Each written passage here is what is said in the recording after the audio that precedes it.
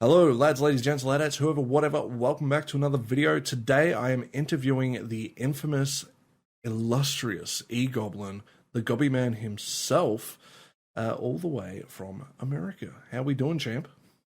I'm doing pretty good. That's a hell of a introduction. Yeah, Illustrious. I don't think I've ever been described as that. Well, I ran out of ideas very quick, so it's the first word that popped into my mind. Just the first thing that pops. I mean, you just instead of the I that is starts to do the E, Yeah. and then it's like EGoblin, illustrious. Yeah, I don't know. There's potential there. yeah, ecstatic erections. Anything that starts with E, we're there. Yeah. See, my brain can think of jokes like that on the spot, but anything that's actually sensible, no. Okay, yeah, so the E does stand for erection. definitely That is true. Erect goblins. Yeah. Easy money, baby. Anyway, so first question I'm going to ask is, who are you, and what kind of content do you create and or stream? Well, I do a lot of stuff. I guess you could say I do variety. I guess my online handle EGoblin, mostly because I think that like the e-girl jokes are really funny, and I was like, well, what if there was like an e-girl goblin? And that's kind of it. There's not a lot of thought that goes into it, but I didn't like my old username, which was Snedwich, because originally the joke there was that it'd be a good username for a person named Ned. Yeah. And just really like sandwiches, and then I just had that on Discord, and then I started streaming, and I was like, well, I'll just use this. And then I realized that the joke didn't make any sense for me because it was just a joke for just another person. Yeah. So I ended up changing it, and I changed it again. And we won't talk about the middle name that I had for a little while. It was it was awful.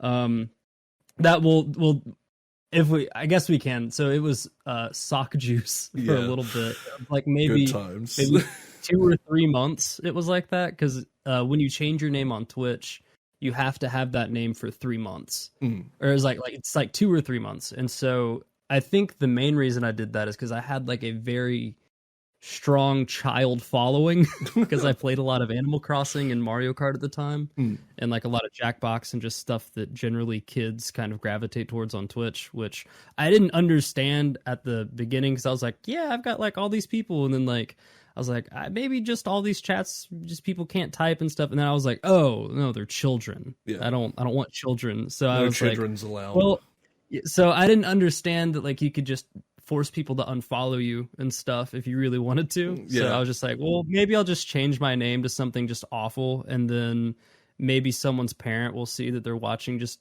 this adult man named Sock Juice and be like, you should stop watching this. That didn't work, but luckily most of them have left since I've stopped kind of playing that kind of content, which feeds into the other question you asked. So I stream just a ton of different games. At the moment, I've been streaming a lot of Final Fantasy X. I do like RPGs, stuff like that. I try to stay away from stuff that's super story driven because I really like to follow the story along with like people that are watching or whatever, but it's just not really possible in like a live stream setting because it's like there's always going to be people that can't make it to a thing, and there's always going to be like, oh well, I got to dip out, and I'm like, oh well, there's like this big story beat here that like you really need to understand, and like I get really frustrated as like a streamer when I'm like, I'm really invested in this story, and then maybe it's just not that person's cup of tea, or like they missed one, and then they're like, I'm like having to play catch up in the middle of all these other story beats and whatnot. But it's been really fun playing Final Fantasy X. I'm at the end of the game now, and I hate the extra 60 hours of fucking grinding you have to do at the end of it. It's been a hot minute since I've played 10, but I remember it getting a little rough. Because I've played through 10 before. I've never beat it though, but I do regard it as one of like my favorite video games of all time. Mainly because it's like a game that I played very, very heavily as like a child. And it's like it really got me interested in like turn-based strategy and stuff like that. Like it's just really interesting. Like I'm probably next I'm going to try to get into a Fire Emblem because they have a lot of turn-based combat. I've heard that Three Houses is really good, so I'm probably going to try to play that next. But I mean, dude, I've been playing this freaking game off stream for. So I got to the end, like the end boss, in about 30 hours. Yeah, just a casual 30 hours. Yeah, just a casual 30 hours to get to the end of the game, and I think I have almost 60 hours in that same save file now, and I still don't even feel nearly prepared for the final boss. Yeah. It's just like the difficulty spike just ramps so hard, and getting all those celestial weapons are just awful. Yeah. Yeah, other than like my live stream stuff where I just kind of play whatever. I know I'm just talking about RPGs, but I've played Stardew Valley. I've played, some of the more popular stuff. Graveyard Keeper I like a lot. Kind of the more popular games. But as far as like YouTube content, I've recently started making anime reviews because I'm a giant fucking weeb. And my wife has turned me into the ultimate weeaboo, where all I do is collect manga and watch anime now. Because she definitely was way more into it than I was. Well, are you really the ultimate weeaboo if you have a wife? Like, I mean, you're like 99.9% there, but like, you've touched a boob, dude. Like, come on now. I mean, there's no evidence to support that. I'll interview your wife. Has he ever touched your boob? The only question I'll ask.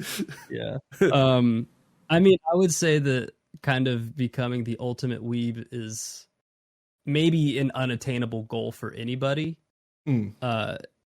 Just because, there's so many different like subsets of being a fucking weeb. Like you've got like players, you've got like just no lifers, you've got like just a whole bunch. So I don't know if the ultimate weeb actually exists, but I don't know. Maybe we'll find it one day. Yeah, if you're the ultimate weeb, let me know. Like, I'll interview you on the spot. Let's go. I regrettably I do have an anime girl tattoo. So I mean, I'm like one step closer.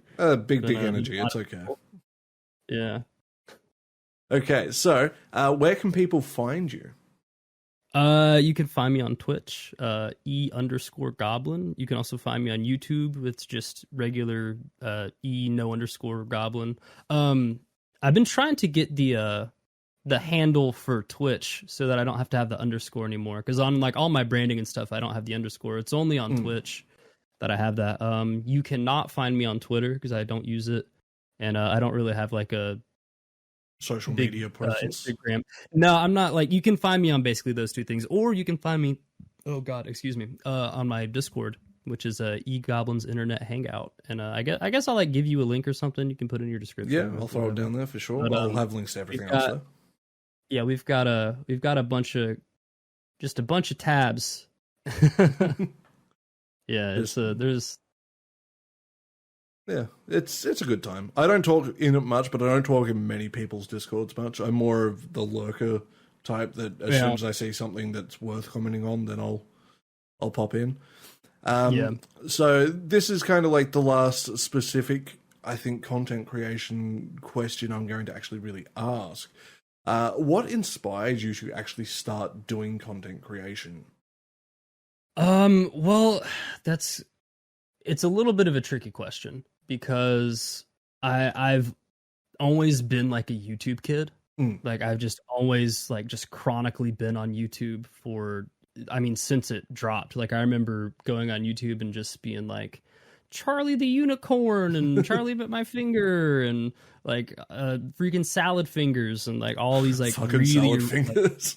Yeah, like yeah, exactly. It's like I remember going on there and just like always showing everybody like stuff that I had found online. And like I've always been on YouTube and I've always wanted to create stuff on it because, like a lot of the people that like, I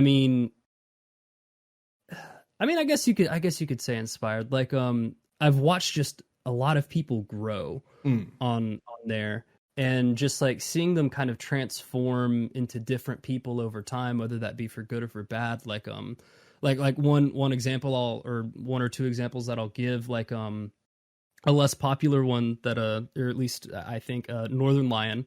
I remember watching his like Binding of Isaac videos and being like, wow, I really like this game, and then getting really into the game and then just like instead of being interested into the game, I ended up falling in love with the content of like, wow, this guy is so articulate and he just kind of knows all these random wacky facts, and he can kind of do an entire like 1 hour podcast just kind of over this game where he just talks to himself about just whatever the fuck pops up in his head. And I always felt that was like such a really cool thing to be able to captivate someone's attention for like an hour or so, and just kind of be able to just like be able to like command that much attention just kind of as one person. But would you say it's as good as my sex ed that I gave Kingdom Hearts? Right? I mean, dude, I don't know, man. I mean, I've learned a lot from both of those things. Yeah. So, I mean, God knows American public school doesn't teach you anything about you it. asked, I delivered. Right, that's all there is to it. If you stick your pee-pee where it don't belong, it'll fall off and rot. That's about what they teach us here. Everyone grab a rubber. Good old mean girls. Yeah, pretty much. And then even like more recently, I kind of found myself in like a different, like kind of so I don't know if you've watched Smiling Friends or not yet, but I don't think so. It's the new Adult Swim show that came out like maybe a few months ago, and it's the like passion project or like the first mainstream project that like has hit Adult Swim from Psychic Pebbles and Michael Cusack. But I've been following Psychic Pebbles since his Newground days, which were well over like a decade, if not like over 15 years ago. And it's like watching somebody that like you can go back and watch, like remember their early content of like just really shitty Flash animations and whatnot, and then seeing them like grow and grow and grow over time and like popularity, like with a Sleepy Cabin and moving on into like Oni Plays stuff with Chris O'Neill. I don't know if you're into that side of the internet at all, but those were two big influences that I recall. That I kind of, but got you. I grew up obviously in Australia and I still live here. Yeah. And I was stuck on freaking dial-up until, it would have been like 2009, 2010. Gotcha. Because the way our internet is here, and I know there's definitely parts of America where this is also a problem, but the way our internet here is the lines are owned by specific companies. So if you just so happen to be like using, say, one company, say Optus, which was the company my family was with, and Telstra, the other company, like because they're the two kind of major companies. If Telstra owned the lines, you'd pay Optus, and Optus would have to quote unquote rent the lines. But if Telstra didn't want to update the lines because you weren't with them, well, you were just shit out of luck. Yeah, it just didn't have to. Yeah, they're just like, nah, fuck you. And we're like, and the most frustrating thing was this, in our street, the other side of the road had broadband, but we didn't. Oh, that sucks. We were so fucking furious. And then, my mum got us eventually, I think it was by the time I was in year 10, year 11, year 12, so coming towards the end of high school, we finally got broadband, but they installed it incorrectly. So when they plugged it in, they the way that they set it up, because Mum wanted dual lines in the house, they plugged it into the wrong plug. So our speeds were, a lot better than dial-up, but absolute shit out of what they should have been. But still not like anywhere near as good. So then eventually got that fixed, and then it came time that the contract we were on was up, and Mum's like, oh, do we renew? I'm like, if you renew, I will kill you. She's like, what? I'm like, I'm paying for it, because by this time I was working. I'm like, I'm sorting out our internet, and I moved to hybrid cable since, and I have not looked back, because for those who don't know, Australia's internet is absolutely piss poor. And someone else's internet who is kind of piss poor is yours, is it not? Well, that's because I have satellite. Yeah. Because where I live, it's like up the side of a mountain. And we tried, they said that they could get a line out here, but it'll cost like $4,000 to like run the line from where it is up to if you want to be Gobby's sugar daddy. I'm accepting I'm selling feet pics for lines. But yeah, because we run off of satellite. But if we had the option, we could have very, very good internet if we just coughed up like a ton of money. And it's not worth it. paid more on top of that. So especially because you need to be getting that Epic Gamer PC. Yeah, for sure. Yeah, I've been running off of a gamer laptop for about 2 years now. It's been a long time since I got this laptop. What would you say some of the biggest challenges of like going from a laptop, compared to knowing what other people have when they obviously have like a PC or something like that to use? I mean, honestly, I love my laptop. I think it's great. The only like weird things because I've started trying to like get more like peripherals for it. So like right now I have like a secondary monitor that is going to become my primary monitor when I eventually transfer over to a desktop. And I was like not sold on mechanical keyboards for the longest time because I've just always had a laptop. I've never had a desktop before. So like when I finally got my new keyboard, I was like, the keystrokes are so long and they take forever because I'm so used to it just being like the slightest little press and you're like there because there's like no travel distance on like a laptop. But those are mainly the only differences. Other than sometimes I'll download a game and I'll like have like just the recommended like requirements where it's like, hey, you should be able to run this game setting on high and whatnot. You should be fine. And then like because it's a laptop, there are like built-in limitations so that it like doesn't melt. Or like become like way too hot, even though I've got like a cooling pad and stuff that I keep it on. But it's like I'll notice that like games that like I'm supposed to be able to play, like due to the like inner constraints of a laptop, I can't like stream if I wanted to, or I can't even like record OBS like back when I was still doing like Let's Play content like for fucking ever ago, like way before I even started streaming. And we can talk about that later. But like it's just like little things like that. I'd like to be able to have a more accurate readout of like what I'm capable of doing, but over time and like just being familiar with the laptop, it's a lot. I kind of know what I can and can't do with it. And also now that I've kind of learned a little bit more about like what specs actually mean and what all those funny little numbers kind of speaking equate to me being a fucking nerd too much. Yeah, like I remember I downloaded I bought and downloaded God of War when it just got patched to the PC, and I was like, oh, 1080? Hell yeah, I can definitely run that. That's awesome. And so I was like really excited. I hyped up the stream for like a month. I did like all this work. And then like I went to go do the stream. And obviously since I had like hyped it up, I'm like, hey guys, I'm going to play through God of War for the first time. It's going to be so cool. You better be here. I had like more people than I usually do, which isn't like a lot, but it was still like people that were excited to see the playthrough. And I just have like graphic tearing on the main menu. Yeah. And it's just like not running right and it's bad. And I'm like, why is it doing this? I have the recommended requirements. And then they're like, well, what graphics card do you have? I was like, I have a 1660. And they were like, no, that's not as good as a 1080. I was like, what do you mean the number's bigger?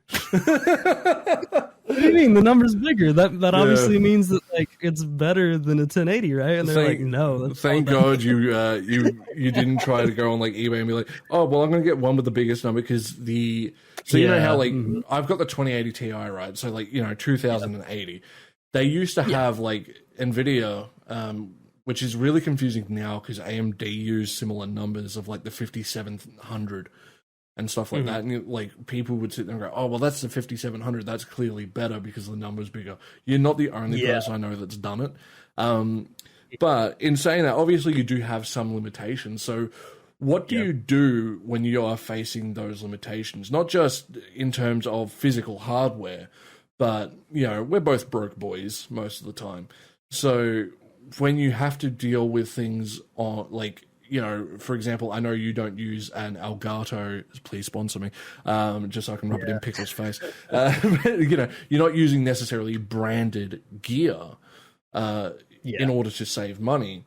How do you feel that affects your stream? Do you think it actually affects your quality, or do you think it makes you actually work, or not just stream, sorry, but content in general? Does it make you feel like, hey, I might have to put in a little bit more effort, but I'm understanding how this shit works way better in terms of being able to find the workarounds and things like that? Yeah, for sure. Like, I will say that like just due to the fact of me not ever wanting to spend like too much money, because like a lot of the stuff that I had before I started streaming was left over from other like passion projects or like other weird hobbies that I had gotten myself into. Like I had my DI box, like my interface from back when I was still like a musician. Yeah. So I was able to like plug my microphone in there, and I was actually using, when I first started streaming, I was using an SM7B. Ooh. Because we just had one at the house because we were like a recording studio for a little bit. And that was just a thing that we had at the house because we were all musicians that lived there. And nobody was using it at the time. So I was like, well, I mean, fuck it. I'll just use the SM7B because it's like, you know, the best microphone that like there is for, you know, like podcasting and like recording vocals. Eventually I had to move out of that house because everybody else is moving. And so now I'm running the Blue Ember, which has been nothing but a fantastic. I actually kind of prefer it to the SM7B because the 7B is just such a power hungry microphone that I didn't actually have enough power to like run it all the way. And I think that the only thing that you need for the Blue Ember is just a 48 volt power.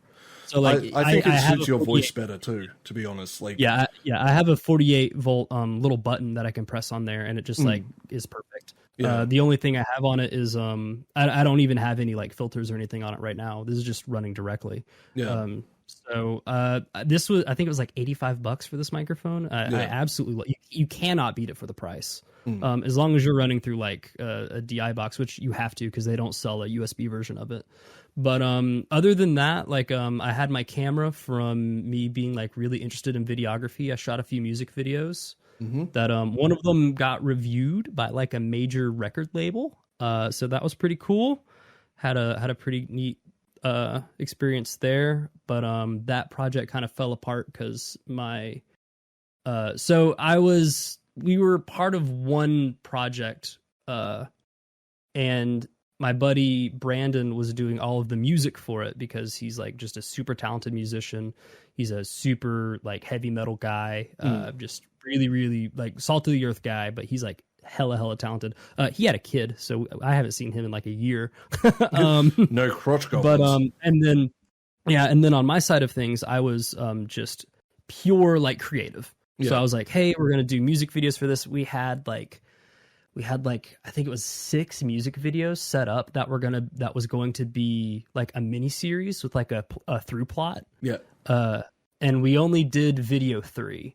It was like either video 3 or 4 because we were going to release them out of order and then like have like little subtle hints of how you could piece them together and stuff. We were going to have a website, and none of that stuff ever came all the way through. We shot a second video, but I didn't have enough footage to actually make the stuff because it started raining and we had to go home. And then we just never met back up on it, which sucks because it was a very fun project. But I had the camera from doing video stuff. I've got the microphone. I mean, the laptop, because I was obviously doing a lot of video editing at the time because I needed something that was like beefy that could like render out video because I was really interested, and I'm still interested in editing videos for people on YouTube because I like doing editing. I think it's pretty fun. I like doing let's play stuff. I've done a few lyric videos as well. And those turned out okay. I kind of feel bad because I like definitely overcharged people for like what they got. I was like, I definitely lyric videos are like the most time consuming. Dude, it took me. I think it took me like. Yeah, I definitely because I think I spent like at least a week or 2 on like each of them. I think I did a total of 3 because I did one for one of my buddies because he was like, hey man, I just want like a lyric video. I was like, all right, cool. And he gave me like $100 and I was like, all right, man, I'll get it to you as soon as possible. And it took me way longer than I thought it was going to, because I was like, yeah, I can like crank this out in like, you know, an afternoon. It took me like fucking 2 weeks. And then from that one, I got hired to do 2 more lyric videos for this other local band. And I charged them like $300. God bless them, they paid it. But geez, yeah, I was like, I definitely overcharged them for what they got. But I was mean, like, if it really... took you 2 weeks worth of work, right? I mean, yeah, that's like, it's a like, big problem, I think, and this is something, you know, that'll eventually through this series of interviews, I think that'll be very common is people, especially smaller content creators, whether you're an artist, whether you're, you know, a streamer, a video editor, you know, a writer, whatever it is you're doing, is you are definitely going to undervalue your work. And if I'm putting in 2 weeks worth of work, right, 2 weeks worth of work for me, like at my current job, like just pushing trolleys and shit, I could make easily over $1,000. So if Must be nice, man. Yeah, having a country nice. that actually has decent pay rates. Oh my god! Yeah, even though inflation is nice, going dude. through the roof. I'm still broke, so it doesn't matter. But like, if my body holds out and my mental health holds out, which is very rare that it does. But yeah, I've actually had a few decent weeks, which has been good. But this week I've had 1 3-hour shift, and that's it. So. It's been nice to have a bit of a week off after a few busier weeks. But in saying that, right, if you're putting in, say 15, 20, 30 hours worth of work in a 2-week period, charge them $20 an hour, charge them $30 an hour, right? Like, you've got to understand you're putting in a lot of work. It's going to be mentally draining, especially if you're working another job on top of it. Don't be afraid to, basically put your foot down and say, hey, I'm worth this much. I'm putting in this effort. You deserve respect. We all do. Even if we are cringy shitlords sometimes, or most of the time, it is definitely something we do need to keep in mind. Now, one question I wanted to ask as well really quick, and this is something I feel like I might ask a lot of people, is do you have any charity social projects or causes, not necessarily politically based, but anything like, that you would love to either support or you are supporting or in future would like to support? Just as an example, a few years ago, I did a charity stream raising money for the Black Dog Foundation, which is a foundation that helps raise money and awareness and puts into the local kind of programs for people with depression, anxiety, things of that nature. There's one place that it is a tough question. Yeah, no, it's a good one. There's one that like I try to raise money for. And there's actually a place that I do I've done a little bit of like freelance video editing for. Child's Play is the one that I from PAX, because I watch the C Team, which is one of their D&D podcasts, or at least I used to watch C Team. I haven't watched it in quite some time, but it's basically like they raise donations so that they can buy like gaming consoles for like children's hospitals and stuff like that. And they do like a lot of other charity work, but that's kind of like their main thing that they do is they just like supply like nice stuff for children's hospitals, which is especially kind of hard in America. Yeah, with the way things don't are. really give anything to hospitals, even though it's like one of the biggest industries here. Which whether or not it should be an industry is kind of up to the individual, but no, it shouldn't be up to the end. Look at the rest of the developed world and then look at America, and that explains enough. Child's Play is cool. And then there's another. When I was working at the boarding school, we had a staff who ran a nonprofit, and I did some freelance video editing for him, and he had a really cool thing. But I'm not gonna get like super into that because it's not like super important to what we're doing here. But I've done a little bit of work with some nonprofits and stuff. Cool. And all right, let's get into some game specific questions. So one question I love to ask all my friends, we've got about 3 questions here, but if you could reboot or replay a game from your childhood as if it was the first time, what game would you pick and why? Oh man, so from my childhood specifically, or just like let's say from the age of before you were 16. Before I was 16, ooh man, there's a few. The one that like is kind of screaming in my head louder than the others is Guitar Hero. I was a huge Guitar Hero nerd. For like the longest time, it was like the first time that I like really worked hard, because like when Guitar Hero came out, it was more expensive than any other game, because it came with the guitar and stuff. So it was like, I think it was like $80 at the time, which was like unheard of when I think games are retailing for about 40 at the time, because it was like, you complain about the fact we earn more money, yet your games cost like half the price of ours. Well, you know, I think Guitar Hero was like 160 here, like no joke. God, yeah. But I mean, it was definitely. One sec, let me see, because I remember I worked like a long time to how. All right, so how much was Guitar Hero when it first came out? It was $70. Guitar Hero initially released in retail stores, bundled packaged game disc and Gibson SG Guitar Hero at $70. Okay, so that's $70 USD. And I mean, we like didn't have like a lot of money, and like I'm asking for a game that costs like almost double, amount.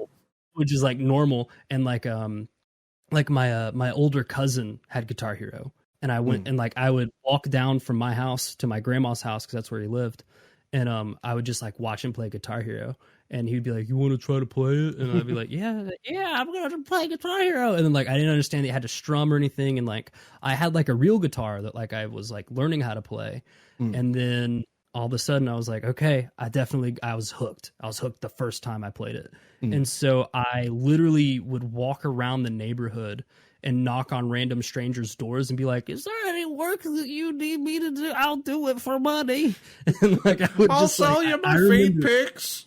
I mean, exactly. But like I remember I literally, to get this game, there was one neighbor, I won't forget this.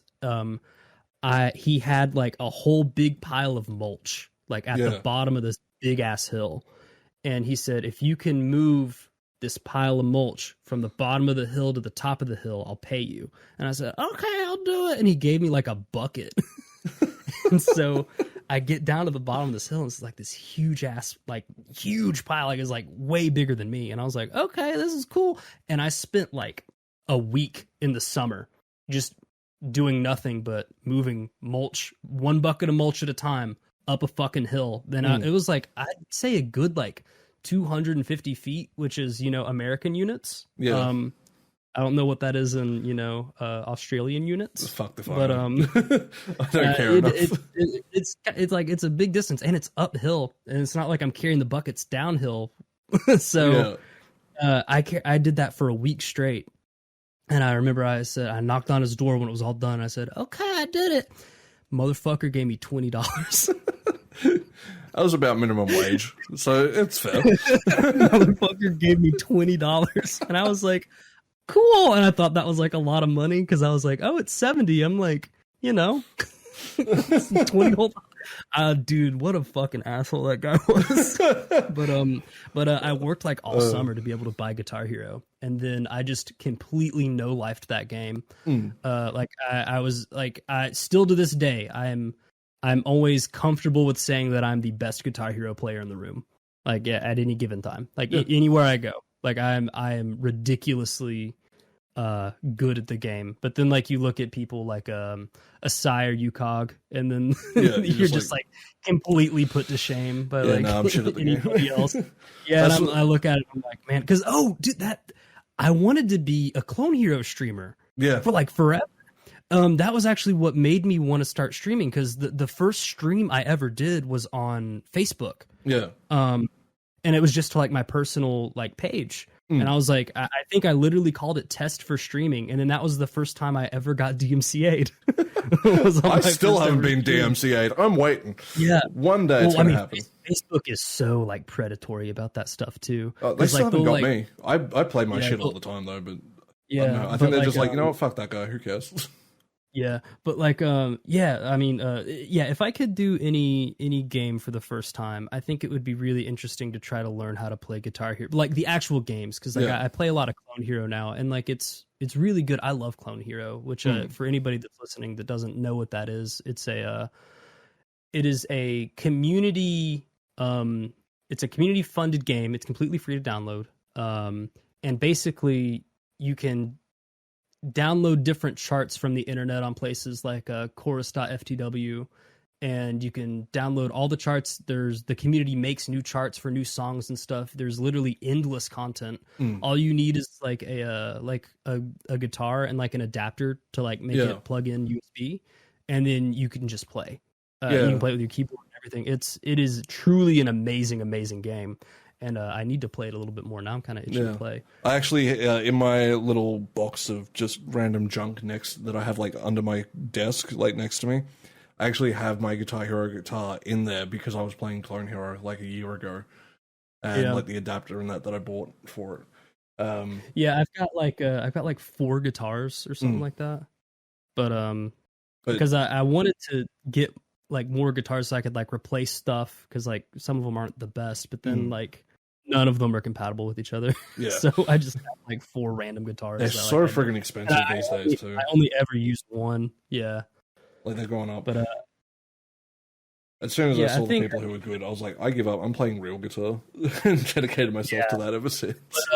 But Guitar Hero got me into wanting to play real guitar again too, which is really cool, because it was like, I was like, oh well, you know, if I'm really good at this and like I'm just crushing expert level all the time, like, I mean, surely I can use that as like motivation to like learn the actual real guitar, which was like what I wanted to do in the first place.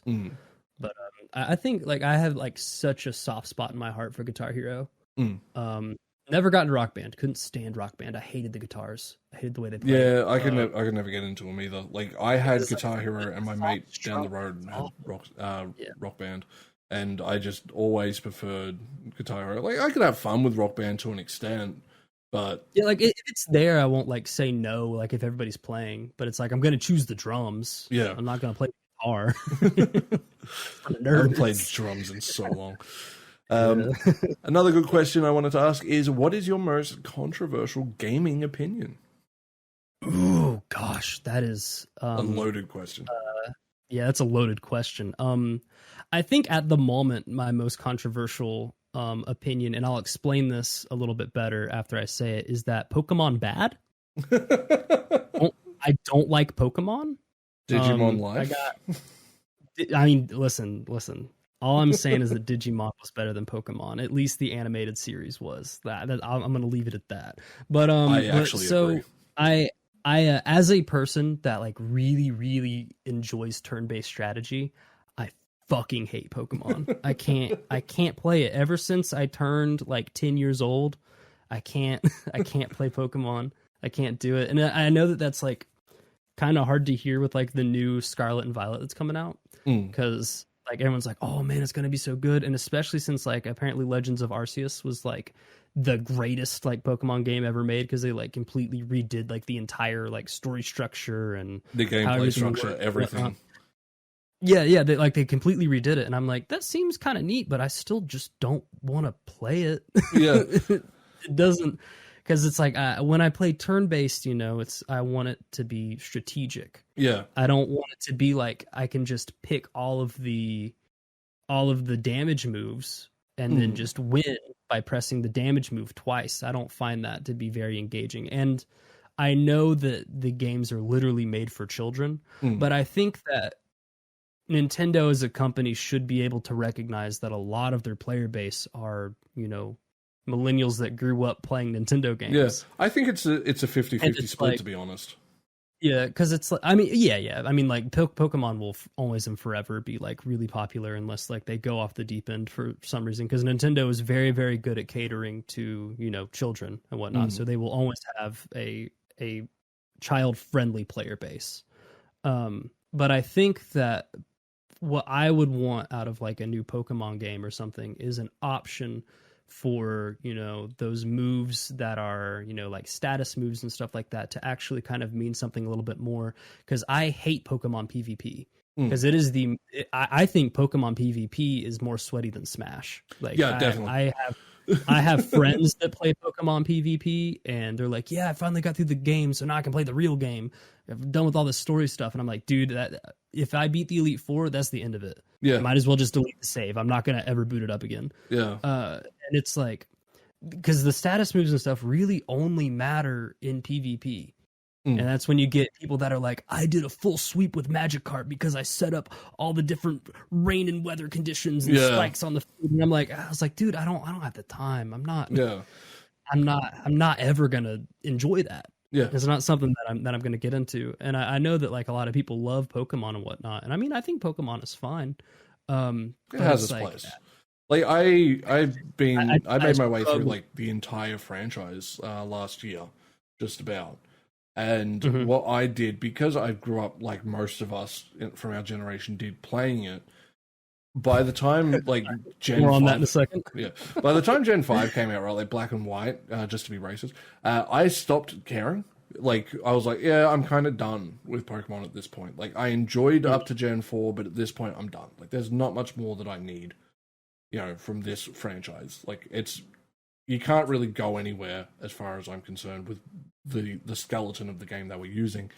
So by the time, last year rolled around, I'm like, I feel like playing through them. I did randomizer runs and like would set certain catch rates to be lower, certain catch rates to be higher, and have it be like, okay, well now I can have all random moves all the time. Like, I feel if you want Pokemon to be fun, if you have played it before, because if you've played one, realistically you've played them all. If you want it to be fun, you have to bring in like the fan-made challenges, and that's when it is a lot of fun. But it's up to every. The only way I can play Pokemon is if it's a Nuzlocke run. Oh, Nuzlocke runs are great. I can't do it unless it's Nuzlocke, and even then, it's like, well, I could just like revive my person. I could just cheat, and then like once you do that, it's like you might as well just throw the whole game away. Yeah, because it's like I one of the things that I love, and this is also like in relationship to like my love for XCOM and those kinds of strategy games as well, is that like I love permadeath. Yeah, permadeath. Permadeath. Oh boy. Have you played just a little tangent real quick? Have you played Project Zomboid? I have not, no. I don't think I even know that. So it's just real quick. This is like legitimately my favorite horror game at the moment. You just create like your survivor in a zombie apocalypse. It kind of plays like did you ever play like any of the Sims games like on PlayStation where you had like direct control of the Sim themselves? Like you could walk around manually and stuff? I played the fuck out of the herbs. Yeah. So I don't know if you know that. I don't know if you have that one. I did. My sister was obsessed with Sims. Yeah. I found someone selling Busting Out for like $5 on Facebook Marketplace and immediately. Yeah, I've actually got so you know how I have like my PlayStation 2 games that are just behind me?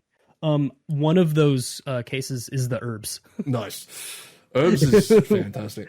But anyway, as I say, so it's kind of got like a Sims style aspect to it where like you can level up certain skills and things like that, and it takes a lot of time. I'm looking at the trailer now. And you have to eat food, you have to bathe, you have to do like all these certain things to make your character happy while trying to survive in the apocalypse. But what happens is the way the game is set up, it's almost impossible to actually just survive forever. So you can survive to a certain point, but at a certain point, after X amount of days, you will just have so many zombies on screen that there is jack shit you can do. Like, you're just dead. Yeah. And I watched a video. I watched a video on it. Some guy, he tried to kill like 20,000 of them, and he took out like 12,000, and then he fell down and died. So it's like, poor bastard. But yeah, the permadeath in that is a lot of fun. And like, it's got this one really, really cool feature before we continue with what we were saying anyway, where you can, like, when you build a character, you can give yourself certain perks, but they cost X amount of points, so you have to take some negatives as well. Yeah. And one of them, and I didn't know I had it at first, and it scared the shit out of me when I realized I had it, because I just clicked random a whole bunch and was like, yep, that'll do, is deaf. So you don't get any in-game sounds at all. Whoa. So you have to constantly look for zombies and stuff, but you get like 12 bonus points. So if you're hyper vigilant when you play, you can see everything around you, but fuck me, is it terrifying. What would be even cooler is if they had like a blind perk, and then you can't see anything, but you can hear it all. Then you're just looking at a black screen the whole time. Yeah, that's okay. It's basically just a loading screen and nothing else. Like 1,000,000 bonus points. It's like you can have every other thing, but you're blind. They do have short-sighted as a thing though. Like, you can't see past a certain distance. Yeah, so you can't see zombies in the distance, but a blind one, that'd be... Someone's probably made a mod for that, to be honest. It'd be sick. Play it blind to see how long you can live. But anyway, you're talking about XCOM and stuff, yeah? Yeah. So, I was talking about XCOM in relation to Pokemon because of Nuzlocke and permadeath. Yeah. So I think all I was saying is that I'd like permadeath. I think that it makes a game have real stakes. Yeah. Kind of. And I think that's also another thing that I really like about the roguelike genre is that you just die and you die and you die and you die, but you get a little better every time. And it's like one of the games that I have the most hours in, but I'm still dog shit at is to bring it back to Binding of Isaac. I mean, like I have, looking at my, I have 112 hours in Binding of Isaac, and I probably have at least 60 on the Switch. So I've got like, a good amount of time invested in this game. And I'm just dog shit at it. I'm awful. I can barely get to the end of it. I've played it for like 5 hours, and I was like, yeah, no, I'm shit. I give up. Yeah, it's like it's just like the fun of coming back and overcoming things that are just like really hard, which is like XCOM, another one of my favorite games. Never fucking beat that goddamn game because it's so fucking hard, but I have so much fun getting further and further every time I pick it up every few months. Yeah, I will say XCOM's got one of the most bullshit dice roll mechanics where it's like, 80% to hit and you still miss every fucking time. Well, the reason for that, and they don't fucking explain it to you at all in any tutorial, but like if you don't move your character on a turn, you actually take a shot penalty. That makes a lot more sense. And they don't explain it to you. Because like I remember I was like, yo, I'm like hunkered down. I've got like all this good stuff. And they're like, oh, well, are you moving your character every turn? And I was like, oh no, I think I have it backwards. I think it's like if you move on a turn and shoot. Yeah. If you move, that would make more sense. You take a shot penalty because you moved. And I was like, what the fuck? So like it rewards being able to set things up. Yeah. But like the way that the action economy works in that game and how a lot of the enemies work, it's like a really high risk reward system. And that's stuff that it's like if you're ballsy and you pull shit off, it's gonna be really fucking cool. And those are gonna be memorable moments that you're gonna remember for like the rest of the time you play the game, or like even go and tell other people who also are experiencing the same game, like kind of around the same time, or you're going to get punished really fucking hard. Yeah. And then you're going to like lose a character and whatnot. One of my biggest gripes about the game is surprisingly not the shot penalties and like the dice rolling in the back, but just the awful negative feedback loop of like if you don't continually level up your rookies, then like if you just wipe your A team, you might as well just like restart the game. Yeah. Because like there's no way you're going to get to the end. Because it's like you have to micromanage your A team, your B team, and your C team. And you've got to like know when to use which one. Because like I think everybody does this the first time they play XCOM, is that they're like, yeah, dude, I've got these guys that are so good and they're never going to die. And then you have like 4 like badass motherfuckers that are ready to take on the whole fucking game and be like, lock and load, motherfucker, let's go. Fucking flicking cigarettes back like Top Gun and shit. Like came here to kick ass and chew bubble gum. Fucking sniping people from across the fucking map on like Overwatch, and it's like, hell yeah. And then like one of those guys goes down, and then you have to put a rookie into that team next. Oh no! Oh god, it's awful. It's so bad. It is so brutal bad, as hell. It's brutal. I haven't played XCOM in a long time, but it's one of those games that I've always been meaning to come back and actually play properly. Once I got it on Switch, because our local GameStop like went out of business and they were selling like a bunch of games for like hella cheap. I got XCOM 2 with all of the DLC for $5 on the Switch, and I have it on like a cartridge as well. So it's like not even taking up that much space on there. Dude, once I got it for the Switch, I played it religiously. Like I would make my wife drive me places, like when we had to drive so I could play the car. I was like, I just got to finish this mission. Woman, drive me around. Yeah, I was like, why don't you drive us to dinner? I got this mission. Order my food, eat it for me. Fuck, I'm playing. I'm busy. Okay.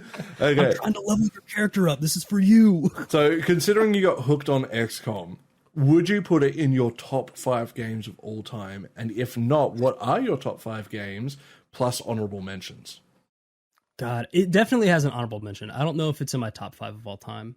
My top 5 doesn't have to be in order either if you can't put it in order. I mean, Guitar Hero struggle with that. Guitar Hero 3 specifically. I played that one more than any. 3 is I think 3 has the best set list and like the best feel. 3 has an amazing that's the only one that I would consider like the true Guitar Hero game, and I don't think that's a controversial opinion at all. No, I think 3 is like if you were to play Guitar Hero, 3 is the one you go to. Yeah. I always preferred 2, but that's just because I preferred the music set list on that overall. Yeah, I played 2 and 3 the most, and I think I only played through the campaign like once or twice on Guitar Hero 1. Yeah, but and then I played through Warriors of Rock as well, because Warriors of Rock was real fucking weird. But that was also, I also have Warriors of Rock to thank for my D&D obsession as well, which we can get into that in a little bit. Yeah. But Guitar Hero is definitely in there. Guitar Hero 3 specifically. Final Fantasy X is up there as well. Like a part of me wants to put Skyrim, but at the same time, like, you can move it to honorable mentions. It's fucking Skyrim gets an honorable mention. Fuck Skyrim. I hate that game. I have too many hours. I no-lifed that game my senior year. Like absolutely, like I had like 8 different characters that I was playing on rotation, and like one of those had like at least 300 hours. And like, only one of those wasn't a stealth archer. Yeah. that is true. Most of them did go stealth archer. Everyone does it. Everyone. It's just so easy early game. And like you get into it and you're like, you just sneak around. But I did commit to a pugilist run one time though, and that was fun. I highly recommend that to anybody who has not played a pure pugilist run of Skyrim. It's very, very fun. So we've got 2 games. We got Final Fantasy X. We got Guitar Hero. I really enjoy Kingdom Hearts 1 because I'm a fucking weeb. I wouldn't necessarily put Kingdom Hearts 1 as a weeby game. I would say like two onwards is when it got like a lot more anime related overall. Yeah. 1 felt very whimsical. Like it had like the right balance of Final Fantasy and Disney, and then after that they fucked that balance up. Yeah, well, it's like in between Kingdom Hearts 1 and Kingdom Hearts 2, and we've talked about this before, but just like not on a recorded medium. There's like so many games in between 1 and 2. And the thing that fucking kills me about Kingdom Hearts is that like they didn't keep the canonical storyline to the main title games. They kept changing everything. And they just kept adding on to the story in like mobile games and like the DS stuff that like I personally just have never had any interest in playing. Yeah. And so like I remember when I started playing Kingdom Hearts when I was a teenager. So like I had like missed the boat on it, and I think I had to have been like 15, 16 or 17.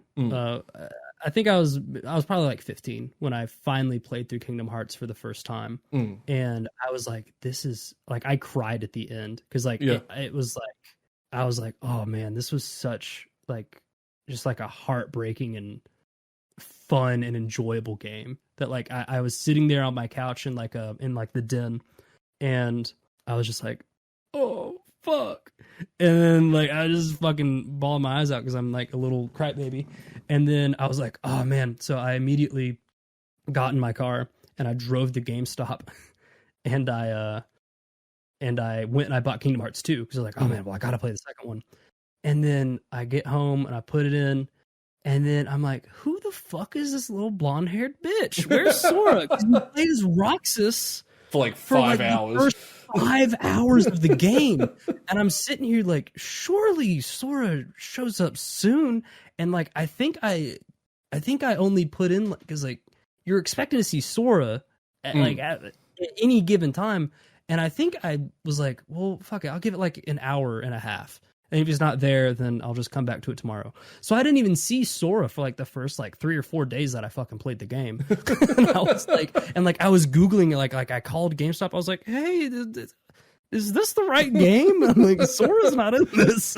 And I was so fucking mad about that. I have a very interesting history with Kingdom Hearts as well. So I worked with my dad as a concreter when I was like 11. So I was helping him like dig ditches and like, you know, rip roots and shit out of the ground and shit just to make money to buy a PS2. So I saved up enough, bought the PS2 after like 6 months of working with him. I didn't work like every weekend or anything like that, but just when I could. And I bought it, and they were giving away free games. Like, you could, like, when you bought it, it's like, oh, you can pick one of like these 5 games to pick. And I don't remember every game that was there. I just remember 2 specifically. And that was Kingdom Hearts or The Getaway. And I was like, I'd played The Getaway before, and I liked it. But I was like, I saw an ad for Kingdom Hearts probably like a year prior. And this is like the last time I ever remember seeing a friggin' ad for like a game on TV. And I was like, you know what? I want to try that. You know, I really liked how it looked. So I picked it. And I remember getting home, and my sister was fucking furious because she wanted me to get The Getaway because she loved driving cars in that game. Because she's one of those people who like to play like Grand Theft Auto and just drive the cars around. Like, I do that a lot myself. I mean, that's what like everybody did. I don't think I ever like even, because I remember I had San Andreas, and it's like everybody's favorite other than 5. Yeah. And like, I think City, all I used to do on a, well, I never played Vice City. I was like, I'm a little too young to have played Vice City. It came out like way before I was like able to play. But like, I remember all I used to do in San Andreas was, because they had the mechanic where if you ate a lot of burgers, you could get like really fat. And then so what I would do is I would punch hookers and buy money so that I could buy hamburgers, and then I'd make myself really fat. And then I'd go to the gym and get really buff, and then I'd punch hookers and then for money so I could get really fat, and then I'd go to the gym and get really buff, and I would just see how many times I could do that before I got tired and went to bed. It's like, oh, I must have like grinded shit like that. I'm pretty sure that's just your life like, now, isn't it? Like, I mean, listen, don't tell my wife, but man, she's there with you. I mean, listen, in between my rigorous streaming schedule, I'm talking with friends on Discord, and just like pretending, that like, I'm a happily married man. I'm just like punching hookers and like going to the gym. It's crazy. It's a really crazy life I lead. Don't fact check that. It's all true. Not the loving the wife part. That's completely false. Fake news. Yeah, honestly, that would be. I don't know what I would do. She's so fucking cool. My wife is so neat. She is pretty dope. But yeah. So like Kingdom Hearts, I remember like my sister lost her shit, and I like played it a lot. I remember getting up to the Riku fight that everyone fucking hates. That took me like, dude. Oh, dude. Speaking of the Riku fight, so I didn't understand how the Keyblade mechanics worked in Kingdom Hearts for the longest time. And so, like, you would beat a world, and it's like, you unlocked the fucking Tinkerbell, whatever. Yeah. You unlocked the Aladdin one. And I thought those were just stats that got added onto your Keyblade. Yeah. So I played all the way up until after Riku. Like, after the Riku fight. Yeah. With the regular Keyblade. the standard Keyblade, and then like right after that fight you unlock Oblivion if you go and you find that chest. And I was like, whoa, that's cool. And so like I used to look up the Keyblades because I was like, I know that there's like a bunch of them, so like whenever I'd get a new one I'd be like, oh, I wonder what that one just kind of like looks like in like the concept art, because I didn't realize that there were actual models for them. Yeah. So I just thought that they were like fan drawings because I'm a fucking idiot. So I was like, man, it'd be so cool to like be able to like equip that and like actually look at it. And then that's when it clicked in my head that I might be able to do that. So I finally like go into the tab and I find equipment and I see all of the models in the game as you slide through them. And I'm like looking at Metal Chocobo, and I'm looking at like Metal Chocobo. That is a chunky boy. Yeah, it looks super cool. That's one of my, I think that's like my third favorite like design for the Keyblades. And so like I finally scroll down, I see Oblivion, and I'm like, yo, and like I just press the X button on it, and then all of a sudden fucking Sora's holding the shit. I was so fucking mad because I had played all the way through the game, which is like at least like 3/4 of the game, like if not more. Yeah, you've got like an hour's worth of game left, really, at that point. Exactly. It's just boss fights from that point. Yeah, and so like I had just raw dogged the whole fucking game with the by making it so much fucking, because I was like, man, these enemies are taking a long time to die. This is some real artificial like inflation of the difficulty, but it turns out I'm just a fucking idiot. Don't understand that you can equip different keyblades. That's not the worst, right? It's not like I can even blame it on me being a child, because I was like 15, 16 at the time. Like, I definitely played other games. After I moved out of home, I would have been like 21, 22 at the time. Yeah. I moved out with my best mate, and I'd started getting into collecting like retro consoles and retro games and stuff. Mm-hmm. And I finally got my hands on the Super Nintendo. I never owned one growing up. Always played it at friends' places and absolutely loved it. So obviously I got Link to the Past, and my mate, it's his favorite game of all time, right? So he's like, oh, can I play through this? I'm like, yeah, go for it, dude. So I'd watch him, like, I'd play on the computer and watch him play, because I set up, because we're living in a 3-bedroom house, and we use the 3rd bedroom, I set up as like a gaming kind of space for us. Like, I put a couch in there so we could watch movies and play games and shit. It was really nice. Hell yeah. It was a lot of fun. And so I had that all set up, and he went through the entire game up to the final Ganon fight with the base sword. He didn't know you could upgrade your weapons. And he's like, why can't I beat Ganon? I'm like, oh. You don't have the fucking Master Sword. Yeah, I'm like, I was just wondering how long it was going to take him to realize. And he's like, oh, you can do that? I'm like, you fucking idiot. I don't know how the hell he grinded it for that long. I'm like, look, I do some stupid shit when it comes to grinding. When it comes to like just sitting here doing the dumbest possible like time wasty shit. I would never be that fucking bothered to play a game and make it that much harder on myself. But shout out to him. He eventually found out he could do that, so I told him how to do it, so he could then beat the game. Good for him. Speaking of grindy and time wasty things, there's a very fun series on YouTube called Level 1 to 100 on the island. It's on the channel Karlec. If everybody wants to go watch, it's at onlyfans.com/Karlec. That is an actual thing that exists. There is nothing on there, but hey, it exists. Anyway, I think if I just kind of have to rapid fire, like throw off some other games that I really really enjoy, because I do want to answer the full question, because it's a good question that I should probably know. I also recently played through Hollow Knight. I think it was a few months ago I streamed it. You got really obsessed with it. Dude, it is so good, because like I don't like Soulsborne games. I don't like Metroidvanias. I don't like the backtracking and stuff, but something about Hollow Knight, man. Hollow Knight is one of the most beautiful experiences in gaming. Is so good. Like I went into it being like, man, I don't think I'm gonna like this, because like I had watched some content on it before. I knew I liked the like kind of the mysterious lore. It had all the things about Dark Souls games that I loved. Yeah. And like I love Dark Souls. I've never fucking played one except for like I bought 3 on release, and I was like, okay, I'm gonna get good at Dark Souls. I played it for like 5 hours straight, and I barely got past the tutorial. And I was like, you know what? Not for me. Meanwhile, I've played through it like 12 times. I was like, Dark Souls 3. Play it, and I'll just keep watching YouTubers just play through it, because I like that. It'll be a game that I watch, and that's totally fine with me. And I was like, I kind of had Hollow Knight as the same, had it kind of in the same category for a long time. But I was like, it's 2D, you only have to worry about left and right and whatnot. That should be fine. So I finally gave it a shot when it went on sale. And let me say, it is criminal that this game is only $15. Yeah.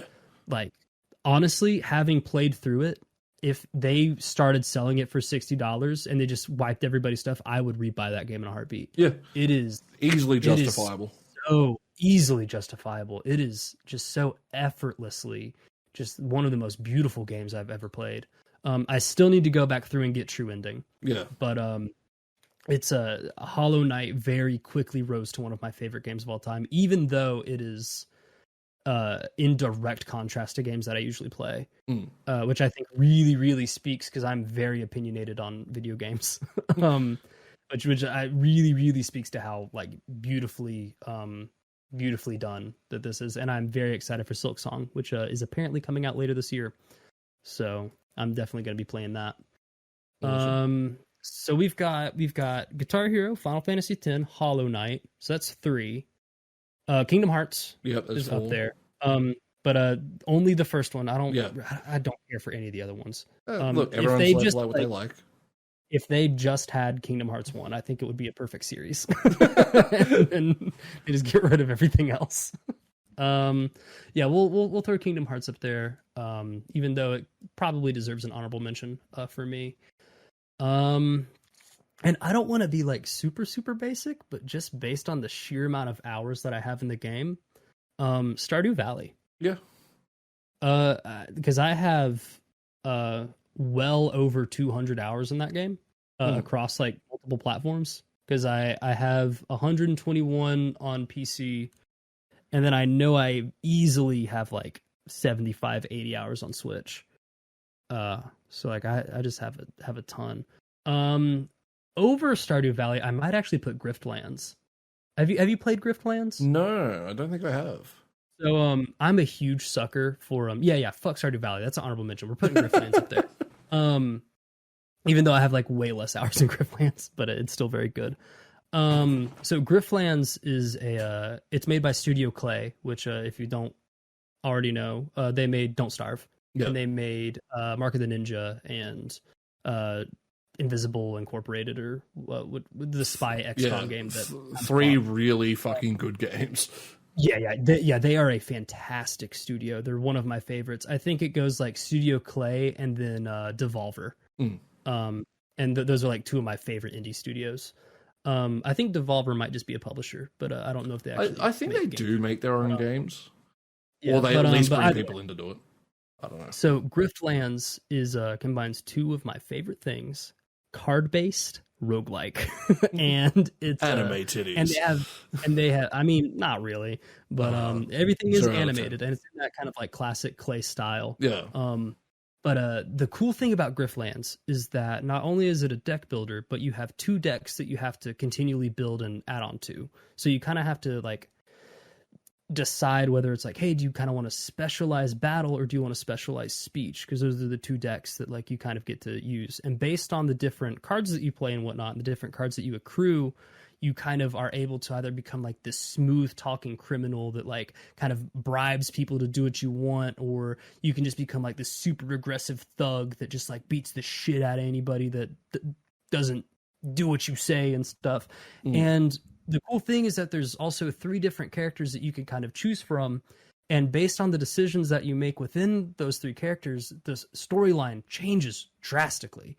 Like I've played through each of the characters. I think there's only 1 character that I haven't like actually beat the storyline for, and that's the 3rd character. But I've gotten multiple different endings for everything, and I still don't think I've seen everything. It's a very, very well done card-based roguelike, and the whole story takes over like 5 different days.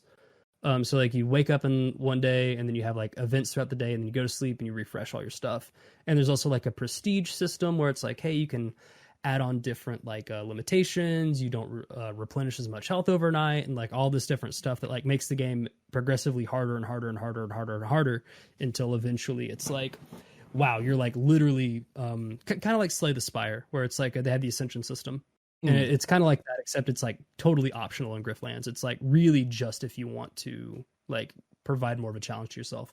Griftlands is a beautiful, beautiful game. I don't think it gets as much recognition as it deserves. So I'm going to put Griftlands up in one of my top 5s because I love that game, and I probably need to play it a little bit more.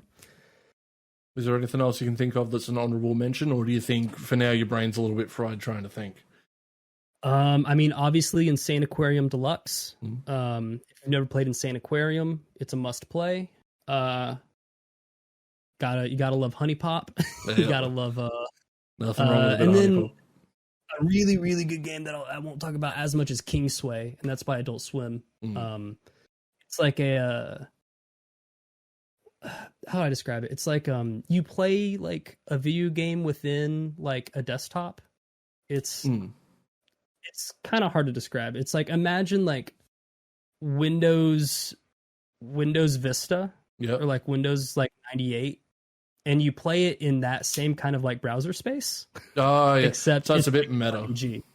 Yeah, it's a bit meta, but it's like really, really fucking fun, and I love Isn't that that game. like- So King Sway is Isn't that definitely like up there. D&D style game or something?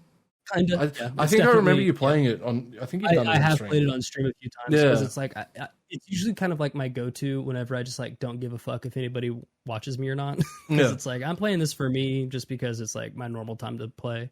But King Sway is very, very fucking good. I love King Sway. That actually And reminds another me one with, like, of a game I don't know if multiplayer. you've heard of called Emily is Away, which yeah, is, yeah, yeah.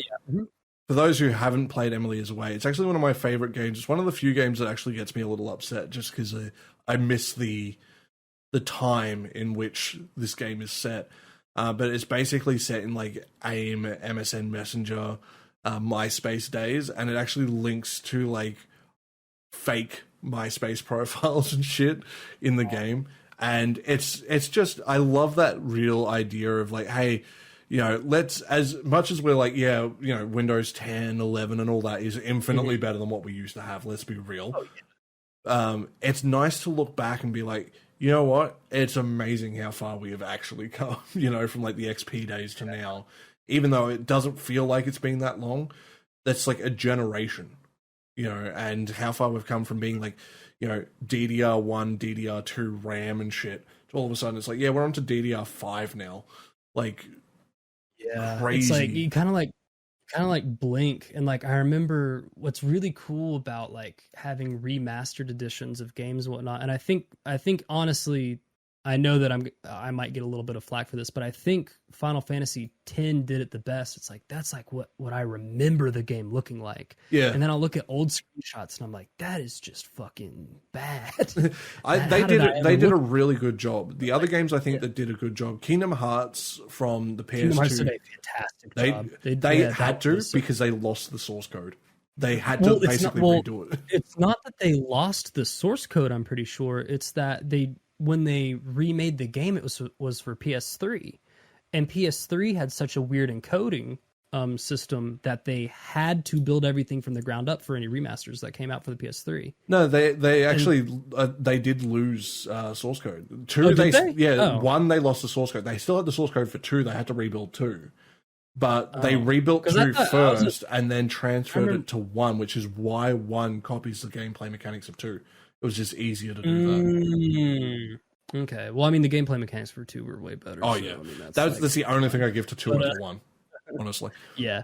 Yeah, fair enough. But I thought that like there was a weird thing with like the PS3. And, oh like, yeah, no, kinda, it has because it uses like this weird like supercomputer chip instead of like a regular fucking x82. Okay. So I'm not wrong. I'm just wrong about this very specific thing. You're like half right, right? Like you're Right, like that makes me feel. you're thinking of Kingdom Hearts 2 when they remade that because they did like they were doing both of them. Got you.